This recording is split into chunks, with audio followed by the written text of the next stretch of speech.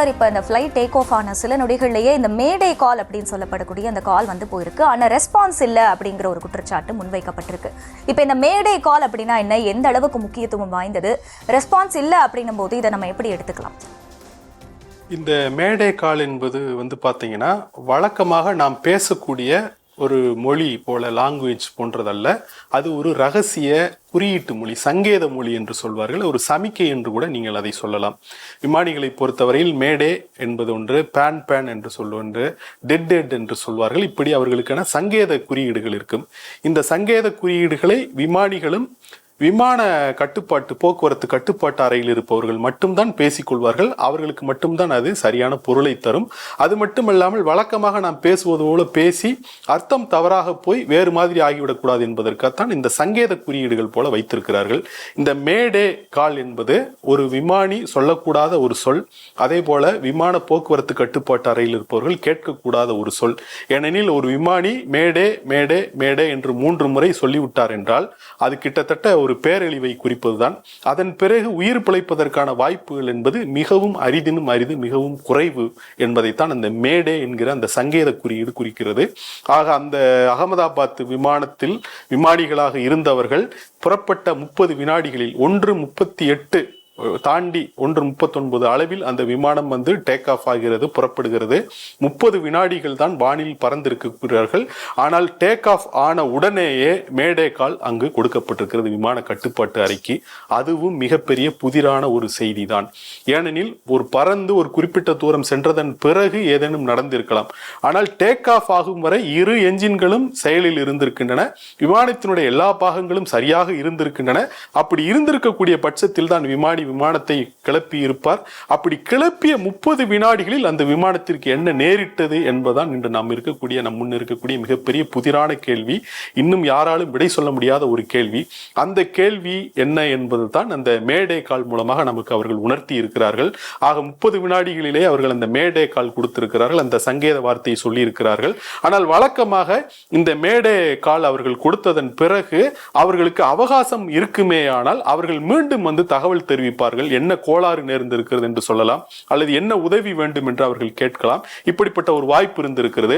ஆனால் அந்த மேடை காலுக்கு பிறகு அவர்களிடம் எந்த ரெஸ்பான்ஸும் இல்லை என்று சொன்னால் 30 வினாடிகளிலேயே அந்த விமானம் வந்து உயரத்தை அதிகரிக்க முடியாமல் 625 அடிக்கு மேல் செல்ல முடியாமல் கீழே விழுந்து நொறுங்கி தீப்பிடித்து எரிந்து விட்டது என்பதுதான். ஆக அந்த மேடை கால் என்பதன் பிறகு அவர்கள் எந்த தகவலையும் தெரிவிப்பதற்கு அவர்களுக்கு எந்தவித அவகாசமும் இருக்கவில்லை. விமானம் புறப்படும் போது சரியாக இருந்திருக்கிறது.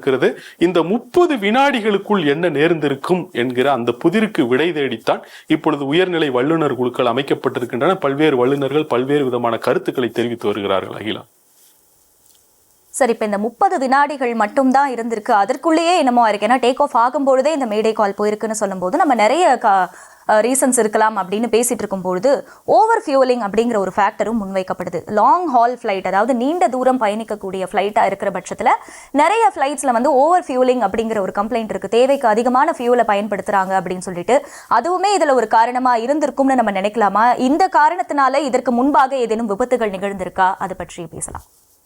இப்போ நம்ம அண்மையில் வந்து திருச்சியில் வந்து ஒரு ஷார்ஜாவிலிருந்து வந்த விமானம் வந்து தரையிறங்க முடியாமல் வானில் வெகு நேரம் வட்டமடித்து கொண்டிருந்தது. அது தமிழகம் முழுக்க ஒரு பெரிய பரபரப்பை ஏற்படுத்தியது. நம் நியூஸ் தமிழ் தொலைக்காட்சியிலும் கூட பல மணி நேரம் அது நேரலையில் இருந்தது என்பதை நாம் பார்க்கிறோம். அந்த விமானம் வந்து தரையிறங்க முடியாமல் வட்டமடித்து கொண்டிருந்த பொழுது, அப்படி அந்த விமானத்தை தரையிறக்குவதில் என்ன சிக்கல்கள் என்ற கேள்வி எழுந்த பொழுது, ஏன் அது நெடுநேரமாக வட்டமடித்து கொண்டிருந்தது என்று கேட்ட பொழுது, விமானத்தில் எரிபொருள் நிரப்பப்பட்டிருக்கிறது, பெருமளவிற்கு எரிபொருள் இருக்கிறது. அந்த எரிபொருளை பகுதி அளவிற்கு தீர்த்ததன் பிறகு தரையிறக்கும் பொழுதுதான் ஏதேனும் ஒரு அசம்பாவிதம் நேரிட்டால் கூட பெரிய அளவில் தீ விபத்து ஏற்படுவதை தடுக்க முடியும் என்று விமான போக்குவரத்து துறை நாடாளுமன்றத்திலேயே தமிழக உறுப்பினர் ஒருவர் எழுப்பிய கேள்விக்கு பதிலளித்திருந்தது. ஆக இந்த விமான எரிபொருள் என்பது விமானத்திற்கு உயிராதாரம் போல, ஆனால் அதுவே அபாயமாக மாறிவிடக்கூடிய சந்தர்ப்பங்கள் இருக்கின்றன. அப்படிப்பட்ட சந்தர்ப்பம் தான் இந்த அகமதாபாத் விமான விபத்தை பொறுத்தவரையிலும் நேரிட்டு இருக்கிறது. ஏனெனில் லண்டன் செல்லக்கூடிய நீண்ட தூர விமானம் என்பதன் காரணமாக அதில் முழு முழுமையாக எரிபொருள் நிரப்பப்பட்டிருந்திருக்கிறது. கிட்டத்தட்ட 100 டன் எரிபொருள் என்று சொல்கிறார்கள் என்றால் அது எவ்வளவு அளவு என்று நீங்கள் பார்த்துக் கொள்ளுங்கள். அவ்வளவு எரிபொருள் நிரப்பப்பட்டிருந்த நிலையில் அந்த 30 வினாடிகளில் அது கீழே விழுந்த உடனேயே தான் அது வெடித்து சிதறி பெரும் அதி வெப்பத்தின் காரணமாக அந்த உடல்கள் எல்லாம் அடையாளம் காண முடியாத அளவிற்கு கருகி போய்விட்டன என்பதை நாம் பார்க்கிறோம். ஆக இந்த விமானங்களை பொறுத்தவரையில் எரிபொருள் என்பது எவ்வளவு முக்கியமோ, ஆனால் அதுவே அபாயமான நேரத்தில் மிகப்பெரிய ஆபத்தையும் விளைவித்து விடக்கூடும். வழக்கமாக அவர்களுக்கு விமானிகளுக்கு அவகாசம் இருந்தால் அந்த எரிபொருளை வானத்திலேயே வட்டமடித்து தீர்த்து விடுவதற்கோ அல்லது வேறு சில வழிகளில் வெளிவிட்டு விடுவதற்கோ கூட சிந்திப்பார்கள். அப்படி சிந்தித்து விட்டு அவர்கள் தரையிறக்கும் பொழுது அந்த தீ விபத்து ஏற்பட்டு உயிரிழப்புகளை தவிர்க்கக்கூடிய ஒரு வாய்ப்பு இருந்திருக்கும். ஆனால் அந்த அகமதாபாத் விமான விபத்தை பொறுத்தவரையில் விமானிக்கு சிந்திப்பதற்கு கூட நேரம் இல்லை. 30 வினாடிகளிலேயே எல்லாம் முடிந்து விட்டது. அந்த விமானி மேடே கால் கொடுப்பதற்கான அந்த அவகாசம் மட்டும்தான் அவருக்கு இருந்திருக்கிறது. அந்த மேடே கால் என்பதை தாண்டி அவர் வேறு எந்த நடவடிக்கையும் எடுப்பதற்கு அவருக்கு எந்த அவகாசமும் இல்லை. அந்த விமானம் அப்படியே கீழே அந்த உயரத்தை அதிகரிக்க முடியாமல் கீழே விழுந்து நொறுங்கி அதில் இருந்த அதிக அளவு எரிபொருள் காரணமாக பெரும் வெடி விபத்து ஏற்பட்டு தீப்பிடித்து எரிந்திருக்கிறது அகிலா. ஆக இந்த எரிபொருள் என்பதும் ஒரு சிக்கலான அம்சம்தான். சரி, இப்போ அடுத்ததா வாட் நெக்ஸ்ட் அப்படிங்கிற ஒரு கேள்வி எழுது. ஏன்னா விபத்தை இப்படியெல்லாம் தவிர்த்திருக்கலாம் அப்படின்னு நம்ம எதுவுமே இப்போ அந்த ஆய்வின் முடிவில் தான் நமக்கு தெரிய வரும். அந்த பிளாக் பாக்ஸை அவங்க ஆய்வு செஞ்சதுக்கு அப்புறமா வரக்கூடிய ரிப்போர்ட்ஸில் தான் நமக்கு தெரிய வரும். ஆனால் அடுத்த கட்ட நடவடிக்கை என்னன்றது ஒன்று இருக்கு. இப்போ ஏர் இந்தியாவும் சரி, போயிங் நிறுவனமும் சரி, அவங்களுடைய அலட்சியத்தால விபத்து நிகழ்ந்திருக்கலாம் அப்படிங்கிறது ஒரு பிரதானமான குற்றச்சாட்டுன்னு இருக்கும் பொழுது இந்தந்த நிறுவனங்கள் இப்போ வாட் நெக்ஸ்ட் அவங்களுடைய நிலைமை என்ன அப்படிங்கிற ஒரு கேள்வி எழுது.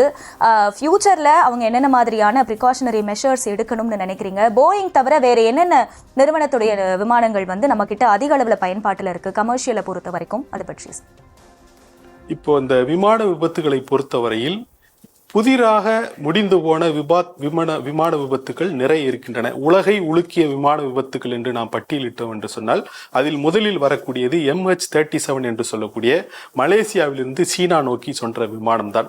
அந்த விமானத்திற்கு என்ன நேர்ந்தது என்று இன்று வரை நம்மளால் கண்டுபிடிக்க முடியவில்லை. அந்த விமானம் போய் கடலில் விழுந்து விட்டதா அல்லது தரையில் மோதி தீப்பிடித்து எரிந்து விட்டதா, அதில் இருந்தவர்களுடைய உடல்கள் என்ன ஆகின, எதையும் நம்மால் இதுவரை கண்டுபிடிக்க முடியவில்லை. அந்த MH-37 விமான விபத்து என்பது இன்று வரை விடுவிக்கப்படாத ஒரு புதிராகத்தான் நீடிக்கிறது. இதுபோல அதற்கு முன்னர் பல விபத்துகள் நடந்திருக்கின்றன. அதற்கு பசிபிக் பெருங்கடலில் இருக்கக்கூடிய இந்த பெர்முடா முக்கோண பகுதிக்குள் எந்த வான் பொருள் பறந்து சென்றாலும் அது மர்மமாக மறைந்து விடுகிறது என்றெல்லாம் ஒரு தியரி சொல்லப்பட்டது. ஆக விமான விபத்துகளில் விடுவிக்கப்படாத புதிர்களாக இருக்கக்கூடிய விமான விபத்துகளும் இருக்கின்றன. இது அந்த வகையில் சேரப்போகிறதா அல்லது இந்த விபத்துக்கு ஒரு சரியான காரணம் நமக்கு கிடைத்து விடுமா என்பதே ஒரு பெரிய கேள்விதான். அப்படி கிடைத்து விடும் பட்சத்தில் எதனால் அந்த விபத்து நேரிட்டது என்பதில் இருந்துதான் இந்த நிறுவனங்கள் தங்களை எப்படி சரி செய்து கொள்ளப் போகிறார்கள் என்பதற்கான விடை அடங்கி இருக்கிறது. ஒன்று. இரண்டாவதாக இந்த போயிங் நிறுவனத்தை பொறுத்தவரையில் போயிங் நிறுவனம் அதனுடைய வீழ்ச்சி காலகட்டத்தில் இருக்கிறது என்றுதான் நாம் சொல்ல வேண்டும். ஏனெனில் போயிங் மேக்ஸ் விமானத்தினால் ஏற்பட்ட இரு பெரும் விபத்துகள் 340க்கு மேற்பட்டோர் உயிர்களை பலிகொண்ட அந்த விபத்துகள் என்பது போயிங் நிறுவனத்திற்கு பெரும் கெட்ட பெயரை ஏற்படுத்தி விட்டன. அதற்கு பெரும் பொருள் இழப்பையும் அவர்கள் அது ஏற்படுத்தி விட்டது என்பதை பார்க்கிறோம். அதே போல இந்த போயிங் இதே வகையை சேர்ந்த மற்றொரு விமானத்திலும் கூட இது போன்ற ஒரு விபத்து சிக்கல் ஏற்பட்டு அது தொடர்பாகவும் போயிங் நிறுவனம் சிக்கலை சந்தித்துக் கொண்டிருக்கிறது. அது கிட்டத்தட்ட ஒரு இழப்பில் சென்று கொண்டிருக்கக்கூடிய நிலைதான். இந்த நிலையிலிருந்து அவர்கள் மீண்டு வந்து விடலாம் என்று கருதி கொண்டிருந்த வேளையில் தான் இப்பொழுது அவர்களுக்கு பேரிடியாக இந்த ட்ரீம் லைனர் விமான விபத்தும் அமைந்திருக்கிறது என்பதை பார்க்கிறோம். ஆனால் இந்த போயிங் நிறுவனம் இப்படிப்பட்ட சவால்களையும் நெருக்கடிகளையும் சந்தித்துக் கொண்டிருந்தது ஒரு வகையில் இந்த விமான விபத்திற்கு காரணமாக இருந்திருக்கலாம் என்று சொல்லப்படுகிறது. காரணம், நான் ஏற்கனவே குறிப்பிட்டது போல இது கிட்டத்தட்ட 11 ஆண்டுகளுக்கு மேலாக பயன்பாட்டில் இருக்கக்கூடிய விமானம். இவ்வளவு நீண்ட காலம் அந்த விமானத்தை பயன்பாட்டில் வைத்துக் கொள்ளாமல் அதை அவர்கள் வேறு நோக்கங்களுக்காக கழித்து கட்டி விடுவார்கள். ஆனால் அப்படி டாடா நிறுவனம் ஏன் செய்யவில்லை? 34 ட்ரீம் லைனர் விமானங்களை அவர்கள் வைத்திருக்கிறார்கள். இதுபோல வேறு பல நிறுவனங்களும் இந்த ட்ரீம் லைனர் விமானங்களை இயக்கி கொண்டிருக்கிறார்கள் என்று சொல்லும் பொழுது அது 14 ஆண்டுகளாகிவிட்டது என்று சொன்னால் அதை கழித்து கட்டாமல் ஏன் அவர்கள் தொடர்ந்து பயன்பாட்டில் வைத்திருக்கிறார்கள் என்றால் அந்த போயிங் சப்ளைஸ் என்று சொல்லக்கூடிய அந்த விமானத்தை ரெட்ரோஃபிட் செய்வதற்கு அல்லது ரீபர்பி செய்வதற்கான அந்த பாகங்கள், மென்பொருள்கள், வன்பொருள்கள், தேவையான தொழில்நுட்ப உதவிகள் எல்லாமே அங்கு போயிங் நிறுவனத்திலிருந்து தாமதமானதாக சொல்கிறார்கள். இந்த தாமதத்தின் காரணமாகத்தான் இந்த விமானங்களை அவற்றிற்குரிய பயன்பாட்டு காலத்தையும் விட அதிகமாக நீட்டித்து பயன்படுத்த வேண்டிய நிலையில் இந்த விமான நிறுவனங்கள் இருப்பதாகவும் சொல்லப்படுகிறது. எனவே அந்த போயிங் நிறுவனம் என்பது இன்று மிகப்பெரிய ஒரு கேள்விக்குள்ளான ஒரு நிறுவனமாக இருக்கிறது. தொடர்ச்சியான விபத்துக்கள், பாதுகாப்பில் அலட்சியம், தரக்கட்டுப்பாட்டில் ஓட்டை விட்டு விடுகிறார்கள். பெரும் விபத்துகளுக்கு காரணமாக அமைந்து விடுகிறது. கிட்டத்தட்ட 2-3 வகை விமானங்கள் தொடர்ச்சியாக அந்த விபத்துகளில் சிக்கியிருக்கின்றன என்கிற தொடர் குற்றச்சாட்டில் அவர்கள் சிக்கியிருக்கிறார்கள்.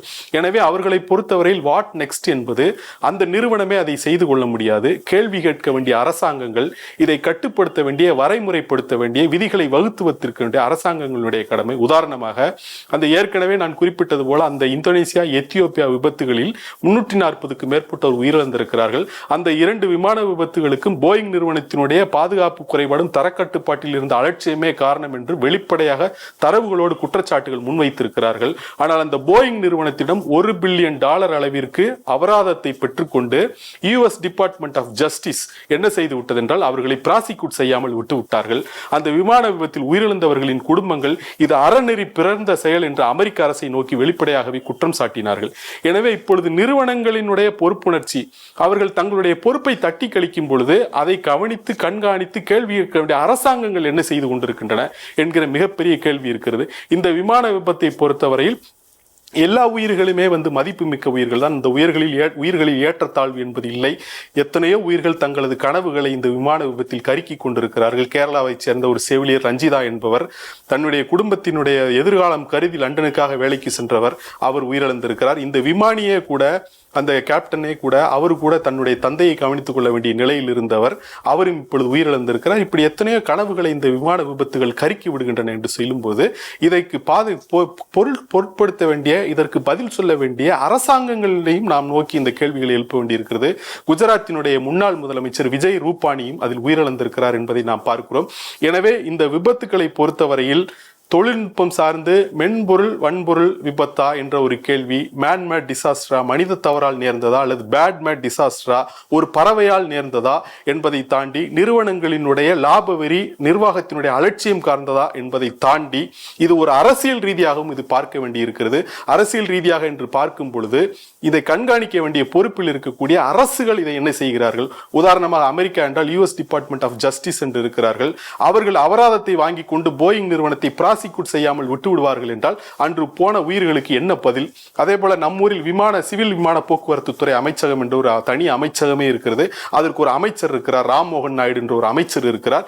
இப்படி ஒரு விமான போக்குவரத்து துறை அமைச்சகம், அதற்கு ஒரு அமைச்சர் என்று இருக்கும் பொழுது, ஆனால் அரசுக்கு என்று சொந்தமாக ஒரு விமான நிறுவனம் கூட இல்லை என்பதை நாம் பார்க்கிறோம். அப்படியானால் அரசாங்கங்களும் இதில் பதில் சொல்ல கடமைப்பட்டவை என்பதை நாம் சேர்த்தே குறித்துக் கொள்ள வேண்டும். மகிழா, நிச்சயமா சார், இது தொழில்நுட்ப கோளாறா இல்ல மேன்மேட் எரரா அப்படிங்கறதெல்லாம் தாண்டி அரசியல் பார்வையிலையும் இதை பார்க்கணும். அடுத்தடுத்த நிறுவனங்கள் என்ன மாதிரியான நடவடிக்கைகள் எடுக்கணும் அப்படிங்கறதெல்லாமும் பார்க்க வேண்டும்னு சொல்லியிருக்கீங்க. முக்கியமா பிளாக் பாக்ஸினுடைய ரிப்போர்ட் வந்த பிறகுதான் எதுவா இருந்தாலுமே தெரியும். நேரலையில் இணைந்தமைக்கு நன்றி சார்.